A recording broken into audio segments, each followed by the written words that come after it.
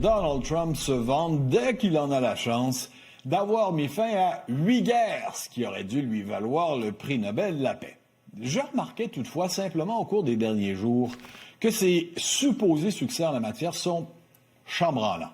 Des explosions meurtrières, par exemple, sont survenues à un jour d'intervalle cette semaine dans les capitales de l'Inde et du Pakistan et ont semé la panique dans les deux pays et une forte méfiance entre Indiens et Pakistanais.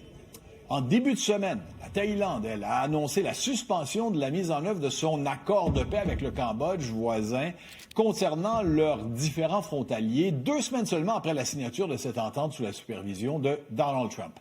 La suspension de l'accord intervient après que des soldats thaïlandais eurent été blessés par l'explosion d'une mine terrestre près de la frontière cambodgienne. Puis à Gaza, l'aviation israélienne a mené 3 frappes aériennes sur le nord-est de l'enclave palestinienne, en plus des raids menés en Cisjordanie par les forces israéliennes, toujours provoquant des affrontements et restreignant davantage la liberté de circulation des Palestiniens. C'est tout sauf une paix ou un cessez-le-feu là-bas. Ce qui m'amène à prendre un peu de recul. Donald Trump aime se présenter en faiseur de paix, affirmant avoir réussi là où tous les autres avaient échoué.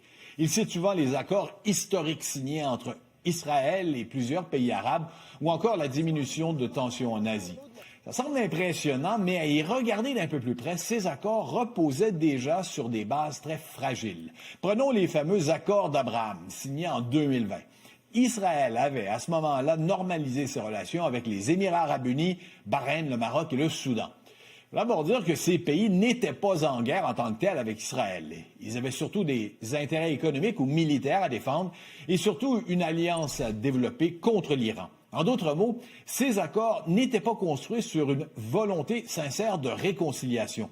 Il s'agissait davantage d'une coopération stratégique. Et pendant ce temps, on l'a vu amplement à Gaza, le conflit israélo-palestinien restait entier. D'ailleurs, c'est une constante dans ces accords de paix de Donald Trump. Les principaux acteurs ne sont souvent pas invités à la table. Dans les accords d'Abraham, les Palestiniens n'ont pas eu leur mot à dire. En Asie du Sud, les discussions entre l'Inde et le Pakistan, encouragées par Washington, n'ont jamais réglé les vraies sources de tension, la religion, la frontière du Cachemire, la méfiance historique. On constate qu'imposer des accords sans dialogue réel n'aboutit qu'à de courtes et vagues trêves. Un document, c'est sûr, est signé, mais sur le terrain, rien ne change vraiment. Ce qui m'amène à ce qui m'apparaît être la dynamique fondamentale de tout cela, concernant Donald Trump en tout cas, l'utilisation d'une diplomatie spectacle. Trump, dans tout, en affaires internationales comme en affaires commerciales et économiques, veut prouver que lui, mieux que quiconque, sait conclure des deals rapides comme il le faisait lorsqu'il était promoteur immobilier.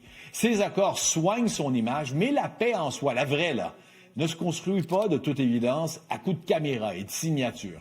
Elle demande, on le voit à chaque jour un peu plus, du temps et de la confiance.